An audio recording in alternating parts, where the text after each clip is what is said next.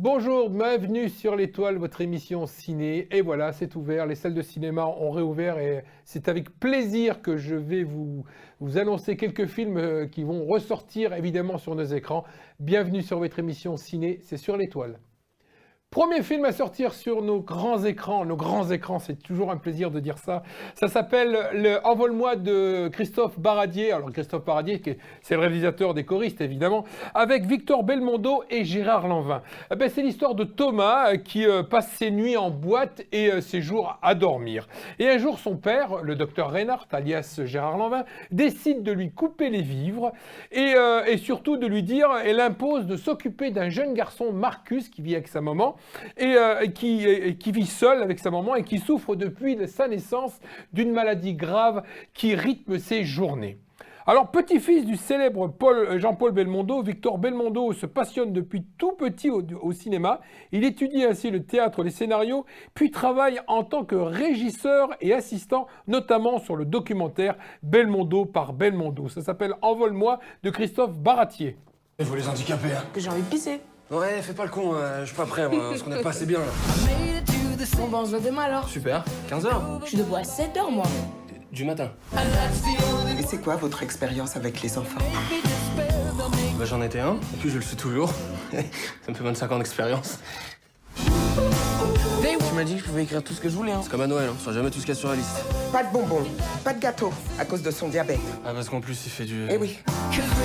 Pas de sport ou d'effort physique. Il reste quoi? Tout le reste. T'as jamais embrassé une fille à ton âge? Eh ben, il était temps que j'arrive dans ta vie, mon pote, hein. C'est quoi le programme aujourd'hui? Excursion champêtre. Et un SMS avec photo toutes les 30 minutes. Elle va jamais y croire. Et tu me prends pour qui, là? Initiation à la botanique en forêt. Je peux me demander si c'est pas moi qui ai merdé quelque part. Je suis pas médecin. T'es moche. Toi aussi. Ah, mais c'est peut-être pour ça qu'il te fait confiance, alors. J'adorerais avoir une vie normale.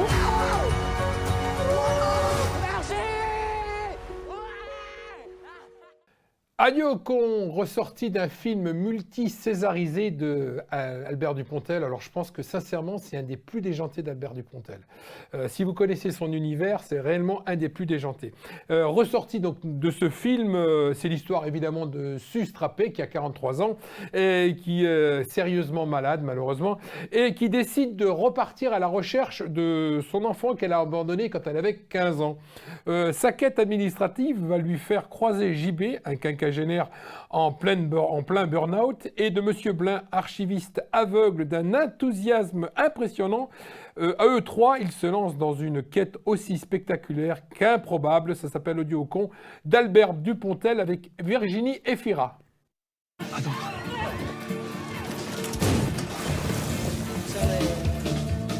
Bonjour, Vous êtes qui? je suis Suze Trappé. J'étais à l'agence de santé. Excusez-moi de vous dire ça, madame, mais on kidnappe pas les gens pour leur demander de l'aide pour un dossier. On leur tire pas non plus dessus quand ils sont au travail. C'est sur moi que je tirais. Ah bon? Prévenez à l'intérieur. Est-ce qu'il peut récidiver? J'aimerais vous dire que non. Et maintenant, il est en fuite, en rage. Madame, si je peux vous aider, c'est très gentil, mais je vois pas comment. Si je retrouve le dossier, vous m'aiderez? Waouh! Quoi, waouh? Il pose son arme et on va discuter tranquillement. 5 points! Les mains derrière la tête. C'est une méprise! S'il vous plaît, docteur. Vous êtes des médecins? Oui, j'ai un petit garçon avec vous. On a eu un enfant ensemble. Madame Trappé, comme toutes les brunes à tempérament, elle cherche la vie, l'énergie du positif. Elle cherche surtout son gamin. Et là encore, c'est une quête d'amour.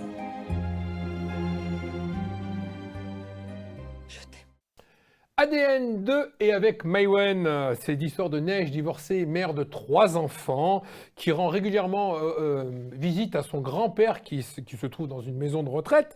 Elle adore, elle admire ce pilier de la famille qu'il a élevé et surtout protégé de la toxicité de ses parents et des rapports entre nombreux membres de la famille. Les rancœurs et les non-dits sont nombreux. Heureusement, Neige peut compter sur le soutien et l'humour de François, son ex-mari. La mort du grand-père va déclencher une tempête familiale et une profonde crise identitaire chez Neige, qui dès lors va vouloir comprendre et connaître son ADN. Ça s'appelle ADN et avec Maïwen. Allô, Neige, comment ça va? Tu vois, des petites phrases comme ça, des pères, quoi. C'était comment l'enterrement de ton grand-père? Une émotion indescriptible. Oh, tu te fous de ma gueule. Non. Je t'assure, ça donnait vraiment envie de mourir.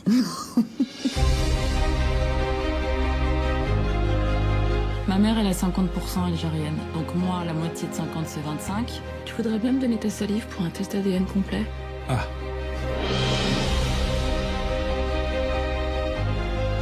Tu trouves que c'est normal qu'à l'âge que j'ai toujours peur de toi?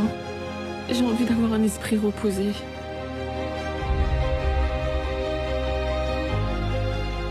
Je veux pas que tu te résignes. Je veux pas que t'aies peur. Mais c'est raté, j'ai peur de toi.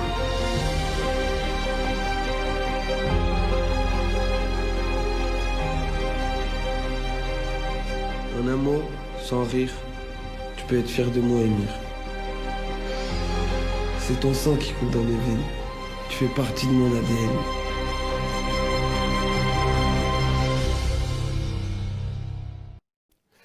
L'étreinte de Ludovic Bergerie avec Manuel Béard. C'est l'histoire de Margot qui a perdu son mari et qui commence une nouvelle vie. Elle s'installe donc chez sa sœur et s'inscrit à l'université pour reprendre des études de littérature. Mais rapidement, elle ressent le besoin d'autres émotions et part à la quête d'amour au risque de s'y perdre. Ça s'appelle L'étreinte de Ludovic Bergerie avec Manuel Béard. Et vous avez habité où ça avant d'aménager? À Nice. C'est mon mari qui était commissaire d'exposition là-bas. Il est où maintenant? Il est nulle part. Il est mort. Et t'as rencontré personne depuis? T'as pas fait l'amour depuis quand? Non mais ça va pas, non? Mais t'inquiète, hein, ça s'oublie pas. Je voudrais du Doliprane 1000 et une boîte de préservatifs, s'il vous plaît. Et une boîte de combien? 6 ou 12?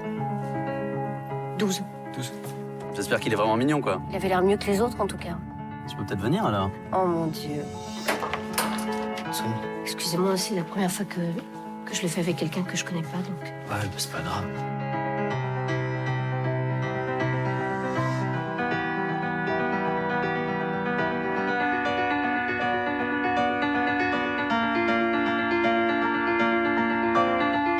On peut pas s'empêcher d'aimer.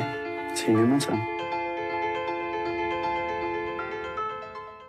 Allez, vous savez que j'affectionne toujours les films de super-héros. Et là, je vous propose, allez, en bonus track, si on peut dire, un film de super-héros de DC Comics. Ça s'appelle Suicide Squad.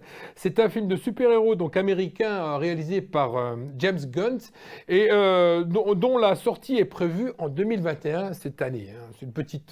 C'est un petit plaisir personnel. Dixième film de l'univers DC Comics, hein, l'univers cinématographique.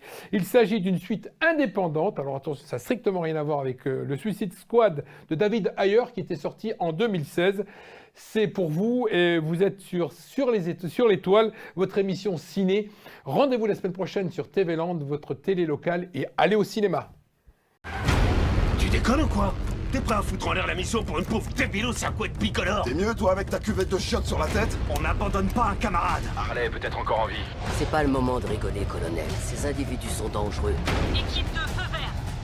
À 1, on tire. 3, 2... Qu'est-ce que vous faites? C'est quoi ça?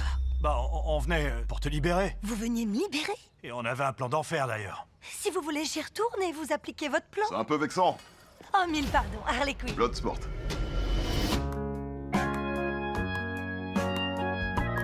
Vous connaissez les règles? Si vous menez la mission à bien, vous obtenez une remise de peine de 10 ans.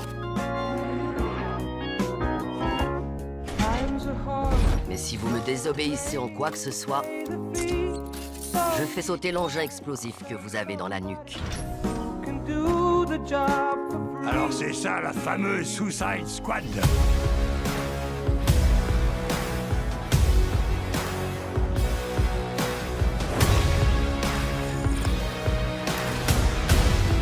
Yam yam. Y a-t-il des questions? Main! Oui, c'est votre main. Bravo. On va tous mourir. Si seulement. Oh non, putain. Alors voilà, si on foire la mission, tu crèves. Si on s'aperçoit que tu nous refiles des infos pourries, tu crèves. Si on s'aperçoit que t'as tuné ta caisse avec un aileron flashy, tu crèves. Quoi? Non. Si tu tousses sans mettre la main devant la bouche, Harley, tu...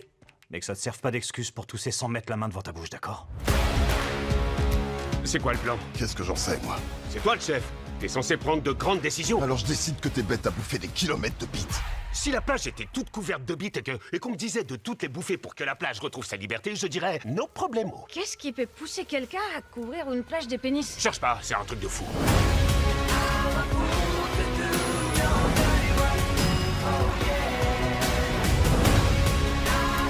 C'est du suicide. C'est notre spécialité.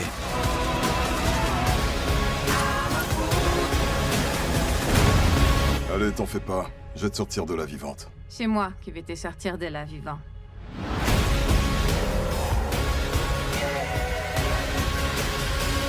Oh, quelle merde! On a un putain de kaiju qui fout le souk!